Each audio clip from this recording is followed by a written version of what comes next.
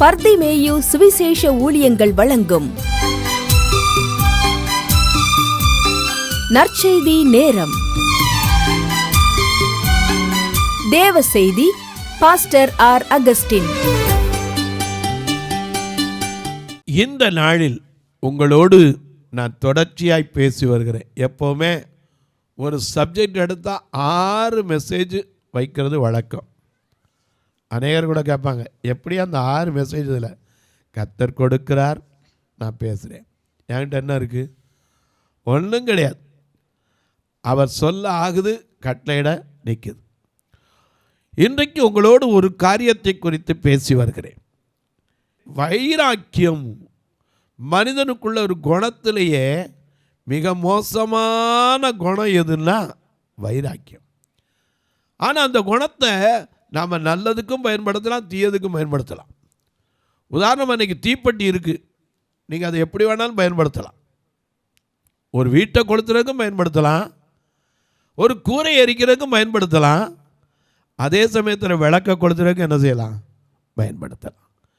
கத்தி இருக்குது, டாக்டர் கையில் இருக்கிற கத்தி உயிரை கொடுக்குது. இன்றைக்கி ஒரு மனுஷன் கையில் இருக்கிற கத்தி உயிரை எடுக்குது. ஆனால் கத்தி நல்லதுக்கும் பிரயோஜனப்படுது. இன்றைக்கி வீடுகளில் கத்தி வச்சுருக்கோம், அதை காய்கறி வெட்டுறதுக்கும் பயன்படுத்தலாம். ஏன் அவசர நேரத்தில் கோபத்தில் தூக்கி மனை மேலே குத்துறான், அதுக்கும் பயன்படுத்தான் செய்யுது. எனக்கு கண்பாருடைய வைராக்கியம் நிச்சயமாக இருக்கணும். ஆனால் எதில் இருக்கணும்? கலாத்தியர் 4:18 சொல்லுது, நல்ல விஷயத்திலே வைராக்கியம் கொள்ளணும். தேவையற்ற காரியத்தில் வைராக்கியம் வச்சது என்ன சாதிக்க போகிறோம்? உங்கள் வேதத்தை எங்கே இருந்தாலும் சரி, தயவு செய்து தேடி கையில் எடுத்து யாக்கோபு எழுதின பொதுவான நிருபத்திலே 3ஆம் அதிகாரத்திலே 16வது வசனம் 16. யாக்கோபு எழுதின பொதுவான நிருபத்திலே 3ஆம் அதிகாரத்திலே 16வது வசனத்தை அப்படி கையில் எடுத்துக்கிறீங்களா? அப்படி எல்லாரும் தேடி எடுக்கிற வரைக்கும் நீங்களும் நானும் பாடுமா? அல்லேலூயா. தீய மனதை மாற்ற பாடும் தூய ஆவி, தூய ஆவியே கனநேயமே நீயே. தீய மனதை மாற்ற பாடும் தூய ஆவி, தூய ஆவியே கனநேயமே நீயே.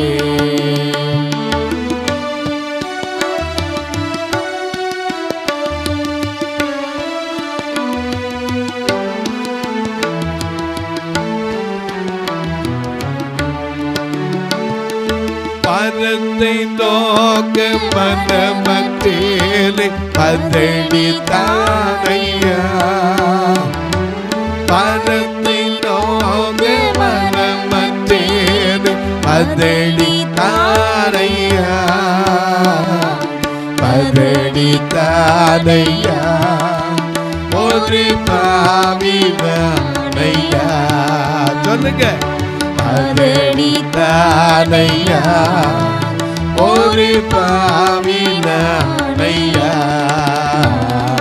தீய மனதை மாற்றுவார் தூய ஆவி, தூய ஆவி கனநேயமே நீயே.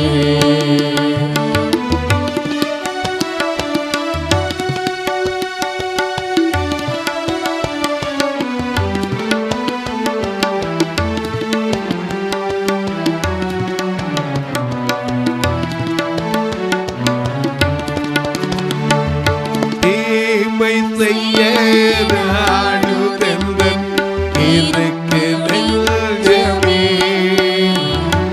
தீமை செய்ய நாடுதெந்தன் இருக்கு நெஞ்சமே, இருக்கு நெஞ்சமே, மருள் தீர்க்கும் தஞ்சமே, இருக்கு நெஞ்சமே. தஞ்சமே, அருள் தீர்க்கும் தஞ்சமே, தீய மனதை மாற்றுவார் தூய ஆவி, தூய ஆவி, கனதேயமே.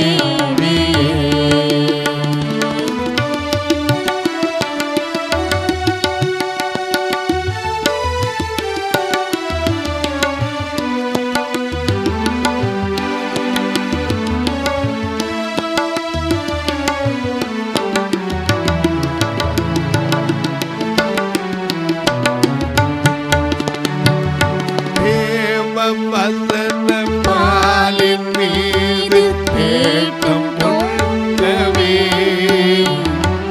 தேவ வசன பாலின் மீது தேட்டம் கொள்ளவே, தேட்டம் கொள்ளவே, மிக தெளிவு உண்டவே, தேட்டம் கொள்ளவே, மிக தெளிவு கொள்ளவே, தீய மனதை மாற்றுவார் தூய ஆவி, தூய ஆவி, கனதேயமே. எல்லாம் எடுத்திருப்பீங்க. யாக்கோபு எழுதின பொதுவான நிருபம் 3வது அதிகாரத்தில் 16ஆம் வசனம். வைராக்கியமும் விரோதமும். நல்ல கவனிங்க. முதல்ல வைராக்கியம், 2வது விரோதம். வைராக்கியம் வந்தாலே விரோதம் வந்துடும். உண்மைதானே? வைராக்கியமும் விரோதமும் எங்கே உண்டு? எந்த வீட்டில் இருந்தாலும் சரி, எந்த குடும்பத்தில் இருந்தாலும் சரி, எந்த ஆபீஸில் இருந்தாலும் சரி, அங்கே என்ன வந்துடும் தெரியுமா? வைராக்கியமும் விரோதமும் எங்கே உண்டோ அங்கே அங்கே கலகமும் சகல துர்ச்செய்கைகளும். சகல துர்ச்செய்கைகள்னா கெட்ட செய்கைகள் வந்துடும் தன்னறியாமலே. ஏன்னா ஒருத்தருக்கு ஒருத்தர் விரோதம் வைராக்கியம் வந்துச்சுன்னா அங்கே கலகம் வந்துடும், துர்ச்செயல் செய்யறதுக்கு துணிகரம் வந்துடும். காரணம் என்ன? பிரசங்கி 8:10 வாசிக்கும் போது துர்ச்செய்கை 8ஆம் அதிகாரம் 10-11 வாசிக்கிறோம். 11ஆம் வசனத்தில் துர்ச்செய்கைக்கு தக்க தண்டனை சீக்கிரத்தில் நடவாதபடியினாலே மனுப்புத்திரருடைய இருதயம் பொல்லாப்பை செய்ய அவர்களுக்குள்ளே துணிகரம் கொண்டிருக்கிறது. அந்த துணிகரம் எதனால வருதுன்னா வைராக்கியமும் விரோதமும். எனக்கு அன்பாருடைய நாம பாடும்போது எல்லாம் தான் பாடுறோம். என்ன பாடுறோம்? பகைவருக்கு அன்பு காட்டிடுவே, வெறுப்பவர்க்கு நன்மை செய்திடுவே, பகைவருக்கு அன்பு காட்டிடுவே, வெறுப்பவர்க்கு நன்மை செய்திடுவே, சபிப்பவர்க்கு ஆசி கூறிடுவே, சபிப்பவர்க்கு ஆசி கூறிடுவே, தோற்றுவோருக்காக ஜெபித்திடுவே, என்னை தோற்றுவோருக்காக ஜெபித்திடுவே. ஹல்லேலூயா ஹல்லேலூயா ஹல்லேலூயா ஹல்லேலூயா. இயேசுவாலே ஐயா இயேசுவாலே இயேசுவால பிடிக்கப்பட்டவன், அவர் ரத்தத்தால கழுவப்பட்டவன், இயேசுவால பிடிக்கப்பட்டவன், ரத்தத்தால கழுவப்பட்டவன். எனக்கென்று எதுவும் இல்லை,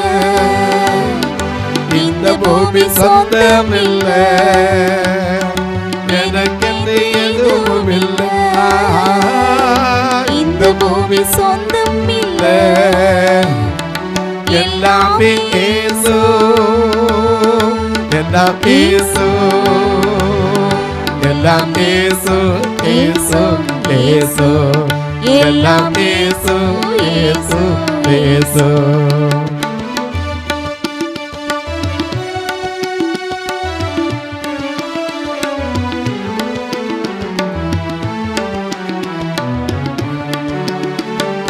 நீதியை ஐயா நீதியை விரும்புகின்றேன், அக்கிரமம் வெறுக்கின்றேன். நீதியை விரும்புகின்றேன், அக்கிரமம் வெறுக்கின்றேன். ஆனந்த அந்த ஆனந்த அந்த ஆனந்த தைல அபிஷேகத்தா அனுதினம் நிரம்புகின்றேன், அனுதினம் நிரம்புகின்றேன். ஹல்லேலூயா ஹல்லேலூயா ஹல்லேலூயா ஹல்லேலூயா ஹல்லேலூயா ஹல்லேலூயா ஹல்லேலூயா ஹல்லேலூயா. பொல்லானதை மறந்து பில்லானதை நாடினே, பில்லானதை மறந்து முன்னானதை நாடினே. என் நேச தருகின்ற பரிசுக்காக, ஓய் என் நேச தருகின்ற பரிசுக்காக லக்கை நோக்கி தொடருகிறேன், நான் லக்கை நோக்கி தொடருகிறேன். ஹல்லேலூயா ஹல்லேலூயா ஹல்லேலூயா ஹல்லேலூயா ஹல்லேலூயா ஹல்லேலூயா ஹல்லேலூயா ஹல்லேலூயா. பாடும்போது இயேசுவால பிடிக்கப்பட்ட ரத்தத்தால கழுவப்பட்ட எனக்குன்னு ஒண்ணுமே இல்லை. இப்படித்தான் சொல்றோம். எத்தனை வீட்டில் இருக்கு? ஒண்ணுமே இல்லை ஒண்ணுமே இல்லைங்கிறவே நமக்குள்ள கசப்பு வைராக்கியம் விரோதம் இருக்காம இருக்கா? பணம் இல்லாமல் இருக்கட்டும், நீங்கள் பங்களா இல்லாமல் இருக்கட்டும், கூரை வீட்டில் இருங்க, குடிசை வீட்டில் இருங்க, ஓட்டு வீட்டில் இருங்க, ஏன் அது கூட இல்லாமல் இருங்க, ஆனால் வைராக்கியம் இல்லைன்னு உங்களால் சொல்ல முடியுமா? எனக்கு அன்பானவர்களே, வைராக்கியமும் விரோதமும் எங்கே இருக்கோ அங்கே கலகம் இருக்கும், பலவித எல்லாவித துர்ச்செய்கையும் அங்கே இருக்கும். ஏன்னா உங்களுக்கு ஒரு சின்ன ஒரு கதையும் சொல்கிறேன், அப்போ நீங்கள் விளங்கிறதுக்கு இருக்கா. ஒரு 2 குடும்பம் இருந்தாங்க. 2 குடும்பம் நல்ல கணவன் மனைவியோடு இருந்தாங்க. 2 வீட்லேயுமே பிள்ளைகள் இருந்தாங்க. அந்த வீட்டுக்கு ஒரு பிள்ளை இருந்துச்சு, இந்த வீட்டுக்கு ஒரு பிள்ளை. ஏன்னா கற்பத்தின் கனி கர்த்தரால் கொடுக்கப்படுகிற சுதந்திரம், அதில் மாற்றம் இல்லை. ஏன்னா குடும்பத்தை கட்டுகிறவர் கர்த்தர், குடும்பங்களை உருவாக்கினவர் கர்த்தர். ஆதியில் ஆதாமை ஏவாளை படைத்து ஆசீர்வதித்தார். ஆதியாகமம் 1:27 தமது சாயலாக தமது ரூபத்தின்படி உண்டாக்கினவர் அவர்களை ஆணும் பெண்ணுமாய் உருவாக்கினார், அவர்களை ஆசீர்வதித்தார். எப்படி ஆசீர்வதித்தார்? நீங்கள் பழுகி பெருகி பூமியை நிரப்பி. ஏன்னா வசனம் உங்களுக்கு மனதில் அப்படியே இருக்கும். நீங்கள் பழுகி பெருகி பூமியை நிரப்பி அதை கீழ்ப்படுத்தி சமுத்திரத்தின் மச்சங்களையும் எல்லாவற்றையும் கையளித்தார். ஆண்டு கொள்ளுங்கள். அன்னைக்கு இருந்த தொடங்கின குடும்ப வாழ்க்கை தான் இன்னைக்கு அந்த குடும்ப வாழ்க்கை தான். அந்த குடும்பத்துக்குள்ள 2 பேரும் சமமான பங்குண்டு. கணவன் மனைவி இருக்கணும், 2 பேர் இருந்தால் தான் அது குடும்பம். எனக்கு அன்பால் இவர்களுக்குள்ள ஒரு கசப்பு வரலாமா? வைராக்கியம் இருக்கலாமா? எத்தனை பேர் கேள்விப்படுறோம், என் புருஷனை மனைவி கொண்டுட்டாயா அப்படிங்கிறாங்களே. ஏன் அன்னைக்கு சொன்னாலே மருமகளை மாமியாரும் புருஷனும் சேர்ந்து அப்படியே கொண்டுட்டாங்க. எங்கே? ஸ்கூட்டரில் போகும்போது கீழே தள்ளி விட்டு அப்படியே அவன் செத்தவொடனே இழுத்துக்கிட்டே வந்து கடைசியில் பார்த்தா கீழே விழுந்துட்டா, காயப்படுச்சு. ஆனால் உண்மை வெளிப்பட்டுச்சு. எனக்கு அன்பானவர்களே, ஒன்றை நீங்கள் தெரிஞ்சு கொள்ளுங்க, வெளியரங்கமாகாத மறைபொருள் இல்லை, அறியப்படாத ரகசியம் இல்லை. நான் சொல்லலை, லூக்கா 12:2 சொல்லுகிறது. அநேக நேரங்களில் நமக்கு தெரியாத காரியம் என்னன்னா, விரோதங்கள் வைராக்கியங்கள் மனசில் வைக்கவே கூடாது. ஏன்னா மத்தேயு 5:44 என்ன வாசிக்கிறோம்? மத்தேயு எழுதின சுவிசேஷம் 5ஆம் அதிகாரம் 44ஆம் வசனம். மிக அழகாக நமக்கு இயேசு கிறிஸ்து மலை பிரசங்கத்தில் சொன்னது. உங்களுக்கு நான் உங்களுக்கு சொல்லுகிறேன், உங்கள் சத்துருக்களை சிநேகியுங்கள், சத்துருக்களை சிநேகியுங்கள், உங்களை சபிக்கிறவர்களை ஆசீர்வதியுங்கள், உங்களை பகைக்கிறவர்களுக்கு நன்மை செய்யுங்கள், உங்களை நிந்திக்கிறவர்களுக்காகவும் உங்களை துன்பப்படுத்துகிறவர்களுக்காகவும் ஜெபம் பண்ணுங்கள். இப்படி செய்வதினால் நீங்கள் பரலோகத்தில் இருக்கிற உங்கள் பிதாவுக்கு புத்திரராய் இருப்பீர்கள். ஆண்டவருக்கு பிள்ளை ஆகணும்னா இதை செய்யுங்க. ஆனா நமக்குள்ள வைராக்கியம், விரோதம் இருக்கா? எந்த மூலையில எத்தனை வருஷத்துக்கு முன்னாடினது? அப்படி இருந்தா கண்டிப்பா சகல துர்ச்சைகளும் பிறக்கும், கலகமும் பிறக்கும். ஒரு 2 குடும்பம் பக்கத்து வீட்டில் குடியிருந்தாங்க. ஒருத்தருக்கு ஒருத்தர் அக்கா அக்கான்னு அவ்வளவு அன்பா இருப்பாங்க. ஏன்னா சகோதர சிநேகம் நிலைத்திருக்க கடவுதுன்னு வேதமே என்ன செய்யுது சொல்லுது. ஏன்னா சண்டை சகோதரிடத்தில் அன்பு கூறாத மனிதன் காணாத தேவனிடத்தில் என்ன செய்ய முடியாது, அன்பு கூறவும் முடியாது. ஏன்னா கண்பாருடைய சகோதரர்கள் ஒருமித்து வாசம் பண்ணுவது எவ்வளவு இன்பமும் ஏற்றது, அதில் ஜீவன் உண்டு, ஆசீர்வாதம் உண்டுன்னு வேதம் சொல்லுது. இப்படி 2 பேரும் நல்ல குடும்பத்தில் பக்கத்தில் அக்கா அக்கானாங்க, அவரும் அண்ணன்னாங்க. 2 பேருக்கும் குழந்தை இருந்துச்சு. 2 பேருக்கு நல்ல தொழில் இருந்துச்சு. நல்ல கவனிங்க, இவங்களுக்கு ஒரு தொழில், அவங்களுக்கு ஒரு தொழில். இவருக்கு என்ன தொழில்னா கோழி பண்ணை வச்சுருந்தார். அவருக்கு என்ன தொழில்னா மாடு வச்சு பண்ணை வச்சு பால் கறந்து வியாபாரம். 2 பேருக்கும் நல்லா நடந்துச்சு. 2 குடும்பம் பக்கத்தில் இருந்துச்சு. இங்கே இருக்கிற குழம்பு அங்கே போகும், அங்கே இருக்கிற கூட்டு என்ன செய்யும் இங்கே வரும். இப்படி தான் இருந்துச்சு. ஒரு நாள் 2 பிள்ளைகளும் விளையாண்டுக்கிட்டு இருந்தது, ஒன்றுக்கு ஒன்று அடிச்சுக்கிட்டா தாயானவ என்ன செய்யணும்? 2 பிள்ளைங்க தான். ஏன்னா நாம் பாடுவோம் எல்லாருக்கும், தாய் தன் பிள்ளையை மறந்தாலும் மறவாத என் நேசரே, தாய் தன் பிள்ளையை மறந்தாலும் மறவாத என் நேசரே, ஆயனை போல நடத்துகிறேன், அபிஷேகம் செய்கின்றேன், என்னை ஆயனை போல நடத்துகிறேன், அபிஷேகம் செய்கின்றேன். கோட்டைக்குள்ளே நான் நுழைந்து விட்டேன், இனி எதுவும் அணுகாது, எந்த தீங்கும் தீண்டாது, எந்த தீங்கும் தீண்டாது. தாய் தன் பிள்ளைய மறக்க கூடாது. ஆண்டவர் சொல்லியிருக்காரு, தாய் ஒரு ஸ்திரியானவள் தன் பற்பத்தின் பிள்ளைக்கு இறங்காமல் தன் பாலகனை மறப்பாளோ, அவள் மறந்தாலும் நான் உன்னை மறப்பதில்லைனார். 66:13 ஒருவனை அவன் தாய் தேற்றுவது போல நான் உன்னை தேற்றுவேன், என கண்பானவளே. இந்த தாய் என்ன செஞ்சிருக்கணும்? 2 பிள்ளையும் ஒரே மாதிரி தான் பார்க்கணும். இவங்க போய் 2 பிள்ளையும் சண்டை போட்டோன்னே அவங்க பிள்ளை இந்த பிள்ளையை அடிச்சிருச்சு. அடித்த உடனே இந்த அம்மா என்ன பண்ணுச்சு? அந்த பிள்ளைய படான்னு 2 அடி வச்சிருச்சு. சரி, அப்படியே அடிச்சுட்டா. தாய் தானே, கோழி மிதிச்சு குஞ்சு.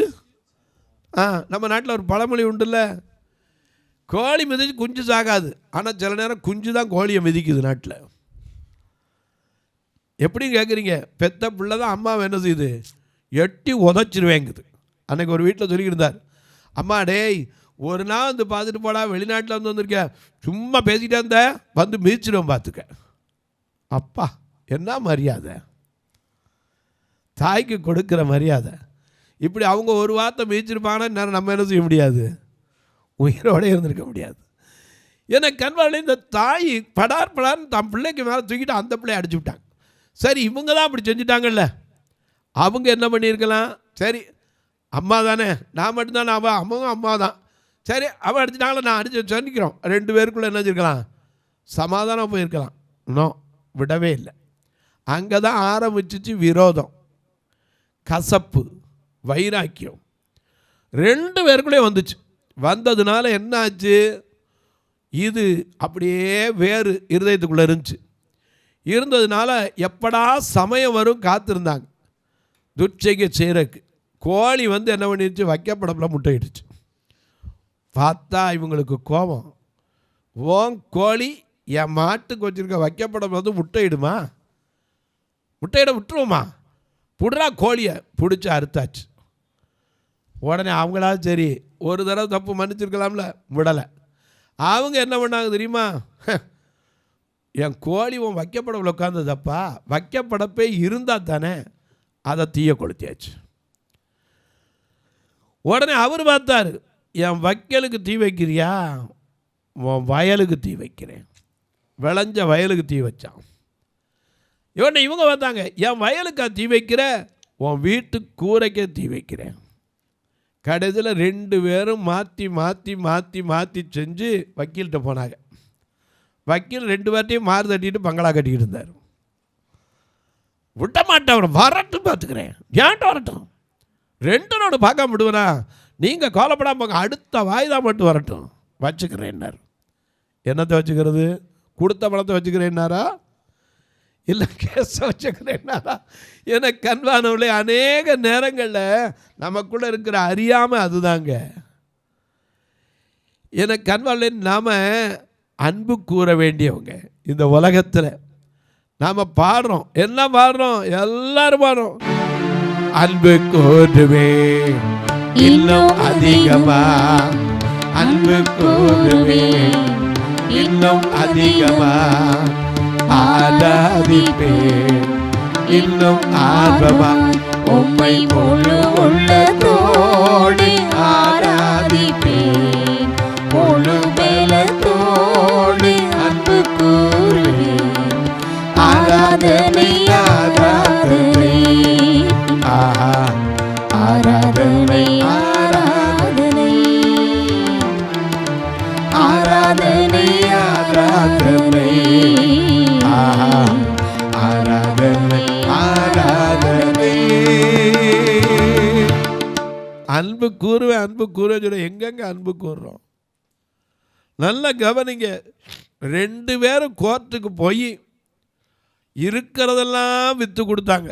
கரண்ட் பில்லு கட்டுற காசில் ஒரு நாள் நிலா வெளிச்சத்தில் உட்காந்து சோறு சாப்பிட்டாங்க. இந்த பிள்ளை அந்த பிள்ளையை பார்த்து சொல்லிச்சு, பாரியா நம்ம 2 பேரும் சேர்ந்து சாப்பிடுவோம். அப்போ தான் 2 குடும்பத்துக்கு யோசனை வச்சு, நம்ம இப்போ புகஞ்சிக்கிட்டு இருக்கோம், இந்த பிள்ளைகளை பார்த்தியா, பக்கத்தில் ஒருத்தன் சொன்னால், நீங்கள் இந்த சிறு பிள்ளையை போல மாறாட்டா தேவனுடைய ராஜ்யத்தை என்ன செய்ய மாட்டீங்க, காணவே மாட்டீங்க, பிரவேசிக்க மாட்டேங்க. அப்போ தான் யோசனை வச்சான். 2 பேரும் வந்து ஒருத்தருக்கு ஒருத்தர், சே இவ்வளவு கசப்பு வைராக்கியம் நமக்குள்ளே வேணுமா? 2 பேரும் வந்து கண்ணீர் விட்டு அழுதாங்களாம். தொலைக்காட்சியில் பார்க்கிற என் அன்பு மக்களே, இந்த நிகழ்ச்சியை நாள்தோறும் பார்க்குறீங்க, கேட்குறீங்க, உங்களுக்குள்ள கசப்பு விரோதங்கள் இருக்கா? Please research in your heart, please throw in our heart. Suppose if you have a bitterness in your heart, will you please to eradicate, வேர் அறுத்துருங்க. அந்த வேர் கூட இருக்கக்கூடாது. ஆண்டவர்கிட்ட சொல்லுங்க, அந்த கசப்பை எனக்குள்ள மாற்றுறதுக்கு அனுபவத்தை கொடுங்க, வைராக்கிய எண்ணத்தை மாற்றுங்க ஆண்டவரே கேளுங்க. தொலைக்காட்சியில் பார்க்கிறவர்களே, இதை கேட்குறதோடு இல்லாமல் ஒரு வார்த்தை இதுக்காக ஜெபம் பண்ணுறீங்களா? தொடர்ந்து வரணும், தேவைகள் சந்திக்கப்படணும். ஒவ்வொரு நாளும் 5000 ரூபா இருந்தால் தான் ப்ரோக்ராம் வரும். ஆண்டவர் தான் 30 நாளைக்கு 30 பேரை எழுப்பி தரணும். இதில் வாரது ஏதோ கொஞ்சம் மிச்சம் வச்சு தான் 2 சபையை நடத்தணும், பார்வையற்ற மக்கள் சபையை. ஏன்னா அவங்கள்ட்ட எந்த காணிக்கையும் நான் எதிர்பார்க்கக்கூடாது. அவங்கள கூட்டிகிட்டு வர்றதுக்கே மாதம் 16,000 ரூபா வேனுக்கு செலவழிக்கணும். ஏன்னா 2 கண்ணு ஆகும், நீங்கள் வந்து சேருங்க சொல்கிறது பெரிய புத்திசாலித்தனம் இல்லை. அவங்கள கூட்டிகிட்டு வந்து திரும்பி பஸ் ஸ்டாண்டில் ஒன்று இறக்கி விட்டு அவங்கவுங்க வீட்டுக்கு பத்திரமா போய் சேர்ந்துருவாங்க. வரும்போது இவங்களை நல்லா சாப்பிட வச்சு தான் அனுப்பணும். உங்கள் பிறந்த நாள், திருமண நாள் போன்ற நல்ல நாட்களில் இப்படிப்பட்ட காரியங்களுக்கு உதவலாம். பார்வையற்றோருக்கு பிறந்த பிள்ளைகளுடைய கல்விக்காக இந்த வருஷம் கூட 2 பிள்ளைய பள்ளியில் சேர்த்துருக்குறோம். ஆண்டவர் ஏவினால் கல்விக்கென்று உதவுகிற உணர்வுள்ள மக்களை. நான் ஒரு வருஷத்தில் 1 or 2க்கு மேலே என்னால் முடியாது. சும்மா சொல்கிறது பெருசு இல்லை, வாய் சொல்ல வீரல் கிடையாது. நான் முடிஞ்சதை செய்யணும். ஆண்டவர் எவ்வளோ நம்ம கொடுத்துருக்காரோ அதைத்தான் நம்ம செய்ய முடியும். 2 பிள்ளைகள் இருக்குது. 2 பிள்ளைகளுடைய கல்விக்காக ஜெபிங்க. கர்த்தர் ஏவினால் நீங்களும் உதவலாம். அது மட்டுமல்ல, உங்கள் ஜெபக்காரியம் எது இருந்தாலும் தாராளமாக காலை 10லேருந்து 5 மணிக்குள்ளே நீங்கள் எப்போவும் சொல்லலாம். எனக்கு அன்பானவர்களே, நீங்கள் கேட்கலாம், ஐயா நாங்கள் தூரத்தில் இருக்க இந்த நிகழ்ச்சி பார்க்க நல்லா தான் இருக்குது, உதவணும்னு ஆசையும் வருது, நாங்கள் வர முடியாதே அப்படிம்பிங்க. வர வேண்டாம், இதில் 2 நம்பர் வந்துக்கிட்டே இருக்கும். எப்போ உங்களுக்கு டைம் கிடைக்குதோ அப்போ வாங்க. கர்த்தர் ஏவினா இதன் வழியாக ஜிபே ஃபோன்பே உண்டு, இது வழியாக நீங்கள் தொடர்பு கொள்ளலாம். எனக்கு அன்பானவர்களே, பார்வையற்றோர் மரித்தா கூட சொந்தக்காரனுக்கு மனசு வராது அடக்க செலவுக்கு. ஃபியூனரல் ஃபண்டு எப்போ ஒன்று வச்சுருக்கணும். திருநெல்வேலி ஆலயத்துக்குன்னு ஒரு கல்லறை தோட்டத்தை உருவாக்கணும். இப்படி பல காரியங்கள் உண்டு. நீங்கள் விரும்பினால் நீங்களும் வந்து தாராளமாக பார்க்கலாம். பாருங்க, நல்லா பார்த்துட்டு அப்புறம் ஜெபம் பண்ணுங்க. கர்த்தர் ஏவினா நீங்களும் தொடரலாம். ஏன்னா ஏதோ சொல்கிறாங்க, எல்லா இடத்துலையும் தான் சொல்கிறாங்க, போட்டால் எல்லா இடத்துலையும் தான் வருது. நானும் உங்களுக்கு டிவியில் இப்படி கையை பிடிச்சி விடுற மாதிரி, காலை பிடிச்சி விடுற மாதிரி, அப்படியே தாங்கி விடுற மாதிரி போட்டால் காமிக்கலாம். அது எனக்கு வேண்டாம்.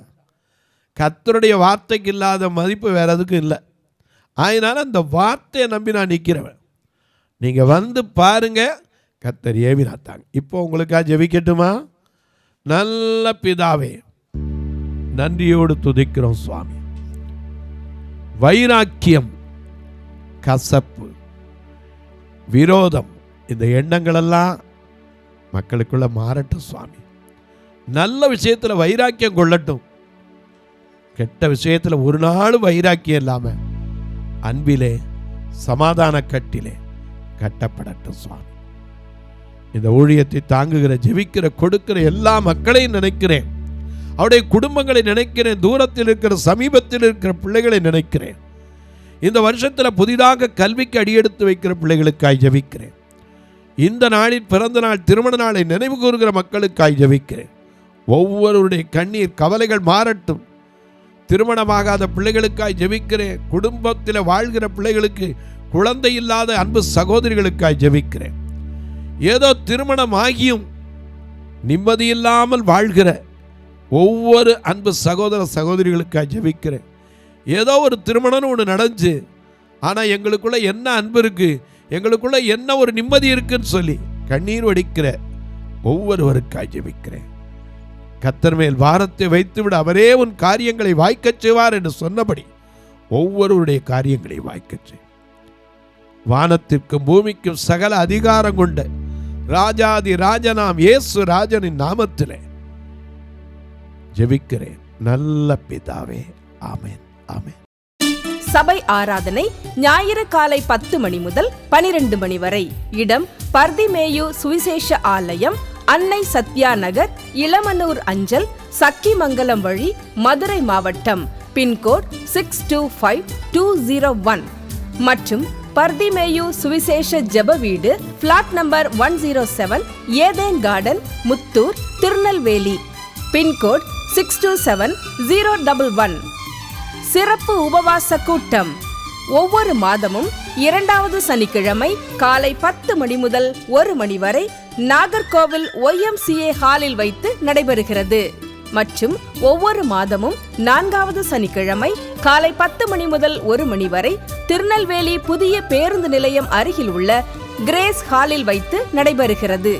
எங்கள் எல்லா ஆராதனைகளிலும் கலந்து கொண்டு தேவனை மகிமைப்படுத்த அன்பாய் அழைக்கிறோம். உங்கள் உதாரத்துவமான காணிக்கைகளினால் இவ்வூழியத்தை தாங்க விரும்பினால் R. Augustine, account number 5021364331, IFSC code IDIB 000B066, Indian Bank, BP Kulam, Madurai.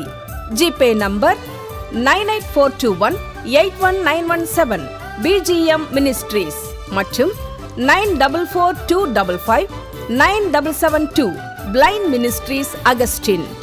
உங்கள் தொடர்புக்கு பாஸ்டர் R. அகஸ்டின், பர்திமேயு சுவிசேஷ ஊழியங்கள், நாகமலை, புதுக்கோட்டை, மதுரை 625019. தொலைபேசி எண்கள் 9842181917 மற்றும் 9442559772. கர்த்தர் தாமே உங்களை ஆசீர்வதிப்பாராக.